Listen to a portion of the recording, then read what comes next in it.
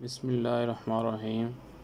حضور صلی اللہ علیہ وسلم کا ارشاد ہے کہ قیامت کے دن 3 کچہریاں لگے گی۔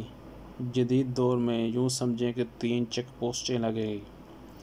نمبر 1، پوری انسانیت پہلی چیک پوسٹ پہ آئے گی تو اعمال نامہ میں دیکھا جائے گا کوئی کفر و شرک تو نہیں۔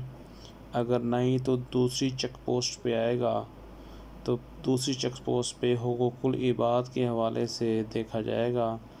اگر حقوق العباد ٹھیک نہ ہوئے تو فرمایا جائے گا جاؤ اپنے حقوق العباد درست کر کے آؤ۔ اگر حقوق العباد صحیح ہوئے تو تیسری چیک پوسٹ حقوق اللہ کے بارے میں ہوگی، یعنی نماز روزہ کے بارے میں۔ تو اگر پہلی 2 چیک پوسٹوں سے نکل گیا تو انشاءاللہ تیسرے سے بھی یہ نکل جائے گا۔